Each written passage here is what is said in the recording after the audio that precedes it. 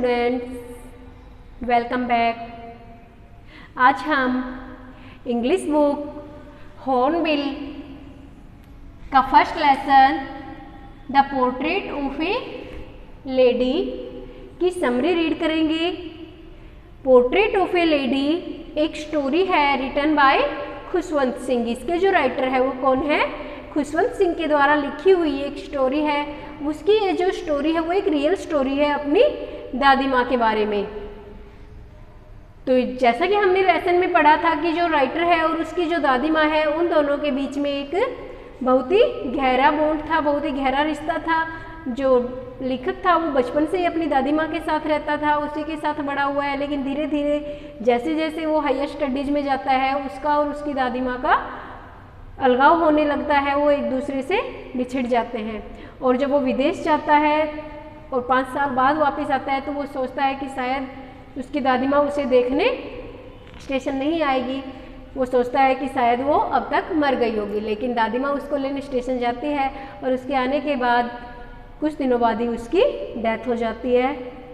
तो इस समरी के थ्रू हम पढ़ेंगे कि कैसे जो लेखक जो राइटर थे इसके और जो उनकी दादी माँ थी उनके बीच में क्या रिलेशनशिप था, कैसे वो एक दूसरे के साथ टाइम स्पेंड करते थे। Let's start. The portrait of A lady is a real story of the writers grandmother. जब पोर्ट्रेट क्या होता है?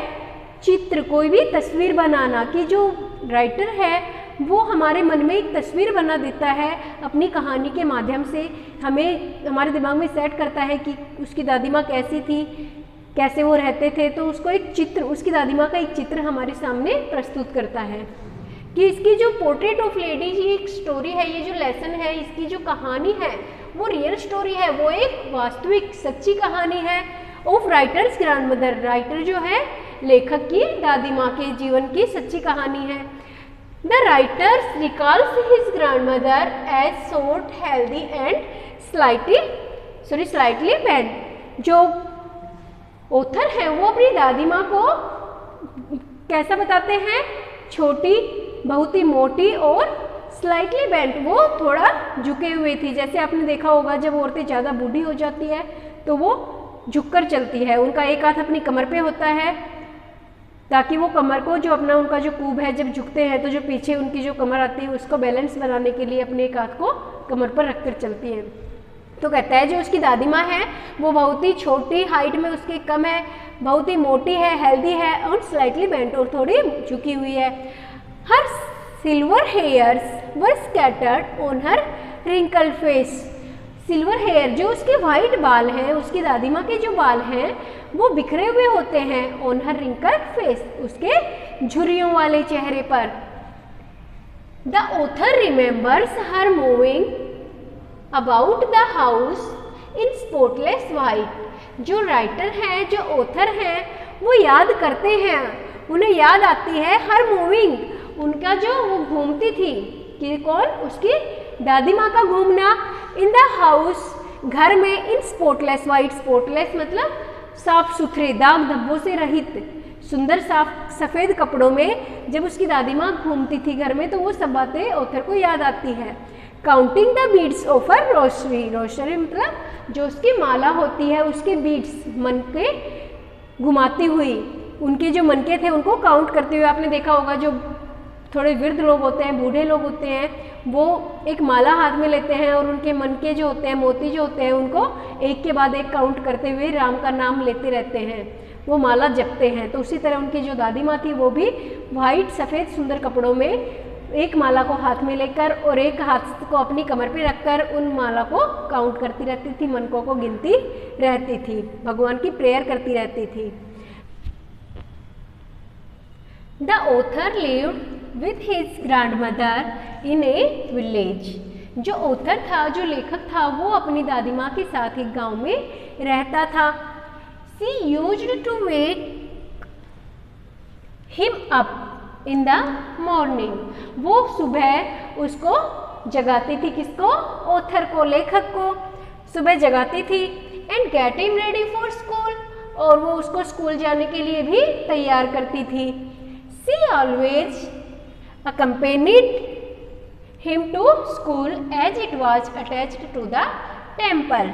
वो हमेशा उसके साथ स्कूल जाती थी, उसको छोड़ने स्कूल तक साथ जाती थी। क्यों? क्योंकि जो टेम्पल था, जो मंदिर था, वो बिल्कुल उसके साथ, स्कूल के साथ अटैच था। अटैच मतलब जुड़ा हुआ था। वो क्या करती थी, ऑथर जब स्कूल में जाता था, जिस टाइम तक वो स्कूल में रहता था, उसी टाइम के दौरान वो मंदिर में बैठकर जो धार्मिक ग्रंथ थे उनको पढ़ती रहती थी। It was her habit to carry stale chapatis for the village dogs. ये दादी माँ की आदत थी, ये उसकी आदत थी कि जब भी वो स्कूल जाते थे तो वो स्टेल चपातीज, बासी रोटियाँ अपने साथ लेकर जाते थे फॉर विलेज डॉग्स, गांव के जो कुत्ते होते थे उन्हें देने के लिए। सी यूज्ड टू सिट, वो बैठा करती थी इनसाइड द टेम्पल, मंदिर के अंदर वाले भाग में, रीडिंग द होली बुक्स, जो धार्मिक किताबें थी, धार्मिक ग्रंथ थी, उनको पढ़ती थी। while the narrator learnt alphabets and the prayers। जो नैरेटर था, नैरेटर कौन है यहाँ पर, जो बात को कह रहा है, जो वक्ता है, जो हमें अपनी स्टोरी बता रहा है, खुशवंत सिंह जो राइटर है, वो लर्न सीखता था अल्फाबेट्स एंड प्रेयर्स। अल्फाबेट्स और जो उसकी प्रेयर्स थी, प्रार्थनाएं थी, जब तक वो उन्हें सीखता था तब तक दादी माँ मंदिर के अंदर बैठकर धार्मिक पुस्तकें पढ़ती थी। नेक्स्ट देखिए, the turning point of their friendship came when they moved to the city to stay with his parents.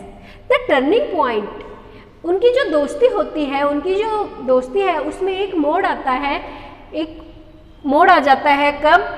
वहन, जब they move to the city, जब वो शहर में रहने चले जाते हैं अपने माता पिता के पास। जो ऑथर के माता पिता हैं वो अच्छे से शहर में सेटल हो जाते हैं और वो दादी और उस लेखक को अपने पास वहाँ रहने के लिए बुला लेते हैं। तो ये उस टाइम उनकी जो दोस्ती है उसमें एक टर्निंग पॉइंट आ जाता है, एक मोड़ आता है और दोस्ती उनकी फिर धीरे धीरे कम होने लगती है। The author started going to school in a bus, कि अब जो ऑथर था उसने बस में जाना शुरू कर दिया था। अब दादी माँ उसके साथ स्कूल नहीं जाती थी। एज ईयर्स रोल्ड बाई, और जैसे जैसे साल जाते गए, they saw less of each other, वो एक दूसरे को कम ही देखते थे क्योंकि ऑथर अपनी पढ़ाई में बिजी रहता था और दादी माँ को वहाँ पर जो कुत्ते थे शहर में वो भी नहीं थे, इसलिए जो दादी माँ थी वो अकेले रहने लग गई थी। The grandmother combats her loneliness, जो दादी माँ थी वो अपनी एकांत था, जो उसका अकेलापन था, उससे लड़ती थी। कॉम्बैट मतलब होता है युद्ध करना, लेकिन युद्ध यहाँ पे किसी दूसरे के साथ नहीं। जो उसका एकांतपन था, जो उसका अकेलापन था, अपने अकेलेपन से बचने के लिए उसको उसके साथ लड़ती थी बाय फीडिंग द स्पैरोज। और कैसे अपने एकांतपन से कैसे लड़ती थी वो, कि वो अपने अकेलेपन को दूर करने के लिए जो स्पैरोज थी, जो चिड़िया थी, उनको रोटी खिलाती थी।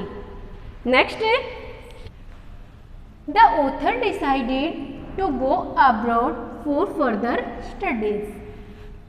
जो ऑथर था उसने डिसाइड किया, उसने निर्णय लिया कि वो अब अपनी जो हायर स्टडीज है, आगे की जो पढ़ाई है, उसके लिए अब्रॉड, अब्रॉड क्या होता है, विदेश जाएगा। ही थॉट दैट, उसने सोचा, जो ऑथर है वो सोचता है, that she would be upset at his departure, कि जो दादी माँ है वो उसके जाने के बाद से अपसेट हो जाएगी, उदास हो जाएगी। But she did not show any emotions, लेकिन दादी माँ ने कोई भी भावना उसको नहीं दिखाई। कि दादी माँ जब उसको स्टेशन पे छोड़ने जाती है तो उसने बिल्कुल भी ये महसूस नहीं होने दिया कि वो उसके जाने से उदास है, परेशान है। She was absorbed in his prayers, she kissed the author's forehead. वो अपने जो प्रेयर्स है, अपनी प्रार्थनाएं गाती रही और वो जो ऑथर है उसके फोरहेड को किस करती है, उसके अलविदा कहने के लिए, वहाँ से जाने के लिए। On the day of its return she did not pray. जिस दिन ऑथर को वापस आना था, जिस दिन उसकी वापसी थी, उस दिन दादी माँ ने कोई भी प्रेयर नहीं की, कोई प्रार्थना नहीं की। सी कलेक्टेड सेवरल लेडीज, उसने जो भी उसकी पड़ोस की बहुत सी महिलाएं थी उनको इकट्ठा किया। एंड सेंग सॉन्ग्स, और गाने गाने लगी। द नेक्स्ट डे, अगले दिन, सी वॉज टेकन इल, जो दादी माँ थी वो बीमार हो गई। सी ने, वो जानती थी दैट कि हर एंड वॉज नियर, कि अब उसकी जो एंड है, उसकी जो मृत्यु है वो पास है, नज़दीक है। She spent last few hours in reciting prayers, उसने जो अपनी ज़िंदगी के जो आखिरी पल थे, आखिरी जो कुछ समय था, कुछ घंटे उसने रिसाइटिंग होता है गाते हुए, प्रेयर्स प्रार्थनाएं गाते हुए व्यतीत किया। सोन शीघ्र ही her lips stopped moving and she died, उसके जो होठ है वो क्या होता है, बंद हो गए गाना, उन्होंने लिप्स जो थे वो रुक गए, स्टॉप्ड रुक गए, मूविंग हिलते हुए, एंड सी डाइड और वो मर गई। जब वो गा रही थी प्रेयर्स तो उसके जो होठ थे गाते गाते वो रुक जाते हैं और वो मर जाती हैं। Thousands of sparrows scattered around her dead bodies, लगभग हजारों की मात्रा में जो चिड़िया थी वो उसकी बॉडी के आसपास आके बैठ गई।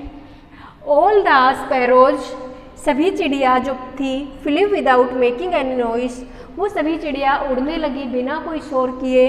When the dead body was carried away for the last rite, जब जो डेड बॉडी थी, जो शरीर था उसका, मृत शरीर, उसको जो आखिरी उसके लिए लेके जाया जा रहा था, रीति के लिए, रीति रिवाज के अकॉर्डिंग, जब उसको लास्ट में उसको दाह संस्कार के लिए लेके जा रहे थे, तो सभी चिड़िया बिना किसी शोर के उसकी डेड बॉडी के साथ साथ उड़ने लगी, ऊपर चलने लगी। तो ये थी हमारी story, the portrait of A lady की समरी, जिससे कि हमें पता लगता है कि जो लेडी थी और जो राइटर था, उन दोनों के बीच में कैसा रिलेशन था, उन दोनों के बीच में कैसा एक बॉन्ड था, कि कैसे उन दोनों का बचपन एक साथ बीता, लेकिन जैसे जैसे ऑथर उससे दूर गया वैसे वैसे दादी माँ का भी अंत आ गया। तो आप इस समरी को वीडियो की हेल्प से देखकर लर्न कीजिए और नोटबुक्स में कंप्लीट कीजिए। Thanks, have a nice day.